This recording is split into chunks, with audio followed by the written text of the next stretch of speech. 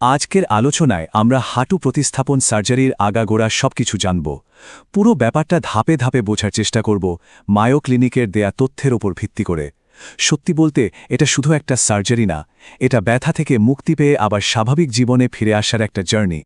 তো চলুন দেখে নেওয়া যাক আমাদের আজকের আলোচনার রোডম্যাপটা কি। আমরা শুরু করব কেন এই সার্জারির প্রয়োজন হয় সেটা দিয়ে। তারপর জানব হাঁটু প্রতিস্থাপন আসলে কি। এরপর দেখব প্রস্তুতির পর্ব, সার্জারির ধাপগুলো এবং অবশ্যই সেরে ওঠার প্রক্রিয়া। সবশেষে নতুন হাঁটু নিয়ে জীবনটা কেমন হয় সেটাও আলোচনা করব। আচ্ছা, প্রথম প্রশ্নটাই হলো, কেন একজন মানুষ হাঁটু প্রতিস্থাপনের মতো এত বড় একটা সার্জারির কথা ভাবেন? এর পেছনের কারণটা কিন্তু হুট করে একদিনে তৈরি হয় না। এটা এমন একটা সমস্যা যা ধীরে ধীরে দৈনন্দিন জীবনকে একেবারে কঠিন করে তোলে। তো ঠিক কি হয় যখন হাঁটুর ব্যথাটা এমন পর্যায়ে চলে যায় যে স্বাভাবিক জীবনযাপন করাই মুশকিল হয়ে পড়ে? বেশিরভাগ ক্ষেত্রেই এর মূলে থাকে অস্টিওআর্থ্রাইটিস। এটা এক ধরনের বাতরোগ যা আমাদের জয়েন্টের কার্টিলেজ বা তরুণাস্থিকে ধীরে ধীরে ক্ষয় করে ফেলে, আর এর ফলেই শুরু হয় সেই তীব্র ব্যথা। ব্যাপারটা এমন দাঁড়ায় যে প্রতিদিনের খুব সাধারণ কাজগুলো বিরাট চ্যালেঞ্জ মনে হতে থাকে। যেমন ধরুন, একটু হাঁটা, সিঁড়ি দিয়ে দোতলায় ওঠা, এমনকি বসা অবস্থা থেকে চেয়ার ছেড়ে উঠতে গেলেও প্রচণ্ড কষ্ট হয়। যখন জীবনটা এমন কিছু সাধারণ কাজে আটকে যায়, তখনই সার্জারির চিন্তাটা সামনে আসে। তাহলে সমস্যাটা তো বোঝা গেল। এবার চলুন সমাধানটা নিয়ে কথা বলি। এই যে হাঁটু প্রতিস্থাপন সার্জারি, মেডিকেলের ভাষায় যাকে বলা হয় নি আর্থ্রোপ্লাস্টি, এটা আসলে কি জিনিস আর কিভাবে কাজ করে সেটাই এখন দেখব। এর সংজ্ঞাটা বেশ সোজা সাপটা। এটা এমন একটা সার্জারি যেখানে হাঁটুর ক্ষয়ে যাওয়া বা ক্ষতিগ্রস্ত অংশগুলো ফেলে দিয়ে তার জায়গায় কৃত্রিম বা আর্টিফিশিয়াল পার্টস বসানো হয়। এই কৃত্রিম অংশগুলোকেই বলা হয় প্রস্থেসিস।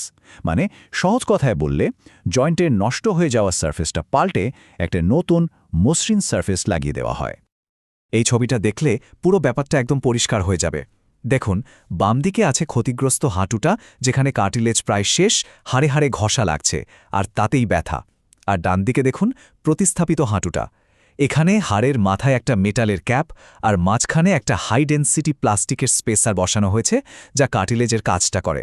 ফলে জয়েন্টটা আবার মসৃণভাবে নড়াচড়া করতে পারে। আর একটা জরুরি বিষয় হল, হাঁটু প্রতিস্থাপন মানে কিন্তু পুরো জয়েন্টটা পাল্টে ফেলা নয়। অনেক সময় হাঁটুর যদি শুধু একটা নির্দিষ্ট অংশ ক্ষতিগ্রস্ত হয়, তাহলে শুধু সেই অংশটুকুই বদলে দেওয়া হয়। এটাকে বলা হয় পার্শিয়াল বা আংশিক হাঁটু প্রতিস্থাপন। সার্জারি তো হলো, কিন্তু এর সাফল্যের অনেকটাই নির্ভর করে প্রস্তুতির ওপর।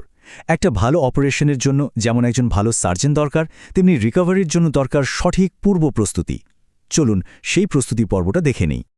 সার্জারির পর কিছুদিন চলাফেরায় বেশ কিছু সীমাবদ্ধতা থাকে, তাই হাসপাতাল থেকে বাড়ি ফেরার আগেই কিছু ব্যবস্থা নিয়ে রাখতে হয়। যেমন থাকার জায়গাটা একতলায় করা, বাথরুমে সেফটি বার লাগানো, সিঁড়ির রেলিং মজবুত করা কিংবা উঁচু কমোড ব্যবহার করা। এমনকি মাটিতে পড়ে থাকা পাপোশ বা তারের মতো ছোটখাটো জিনিসও সরিয়ে রাখতে হয়, যাতে হোঁচট খাওয়ার কোনো ঝুঁকি না থাকে। এবার আসা যাক মূল পর্বে, মানে অপারেশন থিয়েটারের ভেতরে ঠিক কি হয়।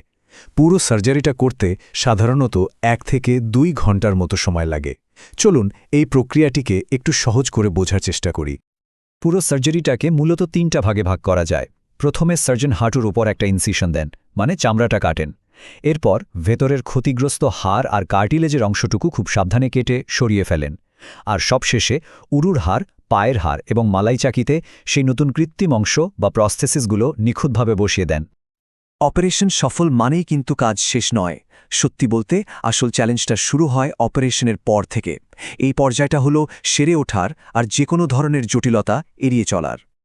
যে কোনো বড় অপারেশনের মতোই হাঁটু প্রতিস্থাপনেও কিছু ঝুঁকি থাকে। যেমন পায়ে রক্ত জমাট বেঁধে যাওয়া, নার্ভ ড্যামেজ বা ইনফেকশনের একটা আশঙ্কা থাকে। তবে ভালো খবর হলো, ডাক্তার এবং নার্সিং টিম এই ঝুঁকিগুলো সম্পর্কে পুরোপুরি সচেতন থাকেন এবং এগুলো প্রতিরোধের জন্য সব রকম ব্যবস্থা আগে থেকেই নিয়ে রাখেন। যেমন ধরুন, রক্ত জমাট বাঁধা আটকানোর জন্য একটা মাল্টিস্টেপ প্ল্যান ফলো করা হয়। রোগীকে অপারেশনের পর যত তাড়াতাড়ি সম্ভব হাঁটা চলার জন্য উৎসাহিত করা হয়। পায়ে বিশেষ ধরনের মোজা বা কম্প্রেশন স্লিপ পরানো হয়, আর তার সাথে প্রয়োজন অনুযায়ী রক্ত পাতলা রাখার জন্য ওষুধও দেওয়া হয়। আর সেরে ওঠার পথে সবচেয়ে গুরুত্বপূর্ণ অংশ হল ফিজিক্যাল থেরাপি। অপারেশনের প্রায় সাথে সাথেই বিশেষজ্ঞ ফিজিওথেরাপিস্টের তত্ত্বাবধানে নতুন হাঁটুর ব্যায়াম শুরু করে দেওয়া হয়। এই ব্যায়ামে হাঁটুতে শক্তি আর স্বাভাবিক নড়াচড়া ফিরিয়ে আনতে সাহায্য করে।